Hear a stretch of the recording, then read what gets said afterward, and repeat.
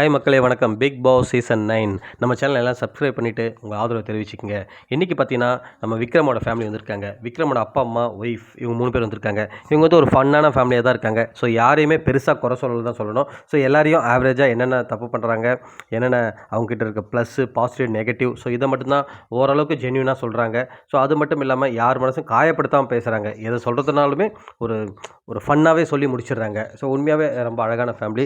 So இங்கே பார்த்தீங்கன்னா நம்ம விக்ரமோட ஒய்ஃப் தான் கொஞ்சம் எமோஷனல் ஆகிட்டு அழ ஆரம்பிச்சிட்டாங்க. அவர் தனியாக கூப்பிட்டு போயிட்டு, நீங்கள் ஒரு சில விஷயங்கள் பண்ணுறீங்க, பட் அதை வந்து நீங்கள் அட்வைஸ் கொடுக்குறது வந்து யாரும் எடுத்துக்க மாட்டாங்க. நீ அந்த மாதிரி ஆட்கள் போய் மறுபடியும் அட்வைஸ் பண்ணுறீங்க, அதை வந்து ஸ்டாப் பண்ணிக்கங்க. அங்கே வந்து உங்களுடைய வேல்யூவே தெரியாமல் போகுது. ஸோ அது மட்டும் இல்லாமல் கோர்ட் டாஸ்கில் நீங்கள் எஃப்ஜேக்கு சப்போர்ட் பண்ணது உண்மையாகவே ரொம்ப வந்து ஒரு பெரிய ஒரு நெகட்டிவ் ஆகிடுச்சு. ஸோ நீங்கள் வந்து அந்த டைமில் தட்டி கேட்டுக்கணும் எஃப்ஜேவை. எஃப்ஜே வந்து உங்களை வந்து அந்த இடத்துல யூஸ் பண்ணிங்கன்னா தான் சொல்லணும். ஸோ இந்த மாதிரி விஷயங்கள்லாம் நீங்கள் அவாய்ட் பண்ணாலே போதும். மற்றபடி உங்களுக்கு நல்ல பேர் தான் இருக்குன்ற மாதிரி அவங்க ஒய்ஃப் கொஞ்சம் எமோஷனலாக ஃபீல் பண்ணிட்டாங்க.